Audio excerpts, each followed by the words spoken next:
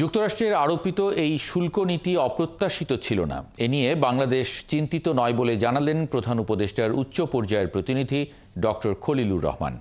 অন্যদিকে বাণিজ্য উপদেষ্টা বশির উদ্দিন জানালেন, শুল্ক নীতি নিয়ে ট্রাম্প প্রশাসনের সঙ্গে কথা বলবেন প্রধান উপদেষ্টা ডক্টর ইউনূস।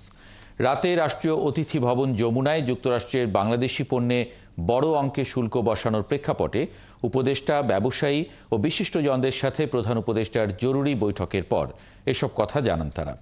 বাণিজ্য উপদেষ্টা বলেন, যুক্তরাষ্ট্রের এই শুল্ক বসানোর কারণে বাংলাদেশ ক্ষতিগ্রস্ত হবে না।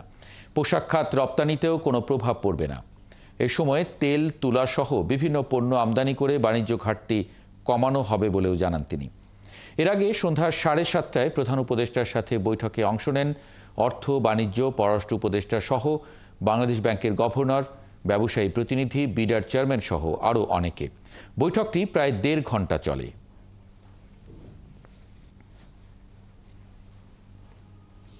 সম্ভাবনার বিপরীত যে বিষয়গুলো রয়েছে, আমরা সেইগুলোকে সাম্যভাবে উপলব্ধি করে বাণিজ্য ঘাটতি কমিয়ে এনে আমরা আশা করছি যে তুলনামূলকভাবে আমরা আমাদের প্রতিযোগী দেশের থেকে একটা ভালো অবস্থানে যাওয়ার প্রচেষ্টায় রত আছি। নিশ্চিতভাবে এই সবচেয়ে বড় সম্পদ আমাদের প্রধান উপদেষ্টা মহোদয়, এবং ওনার যে আন্তর্জাতিক গ্রহণযোগ্যতা সেটাকে আমরা ব্যবহার করে আমরা যুক্তরাষ্ট্র প্রশাসনের সাথে আমরা যোগাযোগ করব।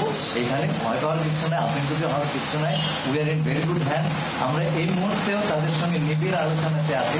আগামী 1-2 দিন আমাদের এই আলোচনা চলবে এবং আমরা আমাদের তরফ থেকে আমাদের যেই রিয়াকশন সেটা যুক্তরাষ্ট্র কর্তৃপক্ষের সঙ্গে নিবিড় আলোচনার মাধ্যমে তাদেরকে পাঠাবো। তারা খুব ভালো করে জানে।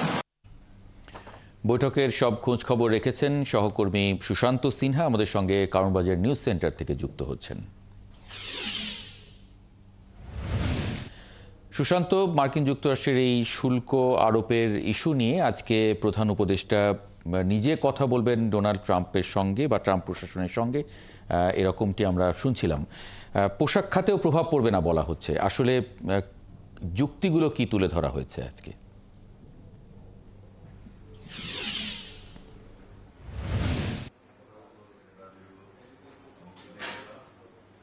ধন্যবাদ মাহবুব। প্রথমেই 3টা যুক্তি করেছেন এবং সেখানে একটা বিষয় খুবই বিভ্রান্তি ছিল, সেটা পরিষ্কার করেছেন এনবিআর চেয়ারম্যান সহ বাণিজ্য উপদেষ্টা। সেটি হচ্ছে, বাংলাদেশ যে আমেরিকা থেকে পণ্য আমদানি করে সেখানে 74% যে শুল্ক আরোপের কথা বলা হয়েছে সে বিষয়টি সঠিক নয়। তার কারণ তারা ব্যাখ্যা করেছেন। কারণ আমরা সর্বোচ্চ 3 থেকে 4% বা 5% যে পণ্যের শুল্ক আছে সেটিকে কিভাবে ক্যালকুলেশন করে 74 হলো সে বিষয়টি ব্যাখ্যা করেছেন এনবিআর চেয়ারম্যান। অর্থাৎ আমরা আমেরিকাতে রপ্তানি করি $8 বিলিয়ন, আর আমেরিকা থেকে আনি আমরা $2 বিলিয়ন। এই যে $6 বিলিয়ন বাণিজ্য ঘাটতি, এইটাকে তারা ভাগ করে ডেফিসিট অর্থাৎ ঘাটতি দিয়ে তারা এক ধরনের হিসেব করে আমাদের উপরে 74% শুল্কের যে কথা বলেছে সেটি সঠিক নয়। এনবিআর সেই জিনিসটি পরিষ্কার করে ব্যাখ্যা করেছে এবং যেটি তুলে ধরা হবে ট্রাম্প প্রশাসনের কাছে। একইভাবে যে জিনিসটি হয়েছে যে আমাদের যে প্রধান উপদেষ্টার যে হাই রিপ্রেজেন্টেটিভ আছেন তিনি বলেছেন, খলিলুর রহমান, যে এইটা আকস্মিক বিষয় না। তারা অনেক আগে থেকে অর্থাৎ ফেব্রুয়ারি থেকে তারা এই আলোচনাটা শুরু করেছেন। মার্কিন প্রশাসনের সাথে ইউএস ট্রেড রিপ্রেজেন্টেটিভ যে ডিপার্টমেন্টগুলো আছে তাদের সাথে আলোচনা হয়েছে এবং তারা কোনো ঘনিষ্ঠভাবে এবং তারা আশাবাদী যে তারা এই বিষয়টা ভালোভাবে বোঝাতে সক্ষম হবে।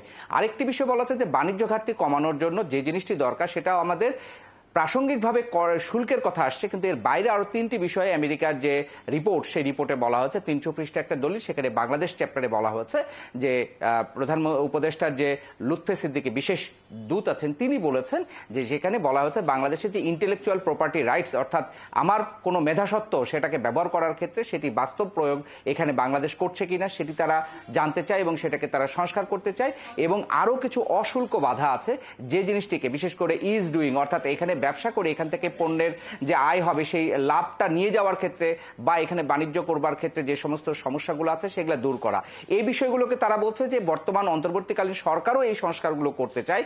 ফলে ইউএস যে প্রশাসনের যে আকাঙ্ক্ষা এবং বাংলাদেশ সরকারের যে ইচ্ছা এই দুটো মিলে যায়, ফলে আমাদের কোনো সমস্যা হবে না। রপ্তানির ক্ষেত্রে বলা হচ্ছে যে শুল্কর যে কাঠামোটা এখন আছে তাতে করে নতুন করে কোনো কিছু যতটুকু আরোপ হয়েছে সেটি 9 তারিখ পর্যন্ত সময় আছে। আগামী 9 তারিখের মধ্যে ইতিমধ্যে ভিয়েতনাম, কম্বোডিয়া তারা ইউএস প্রশাসনকে চিঠি দিয়েছে। বাংলাদেশ 9 তারিখ পর্যন্ত যেহেতু সময় আছে, 9 তারিখের মধ্যেই তারা জানাবে।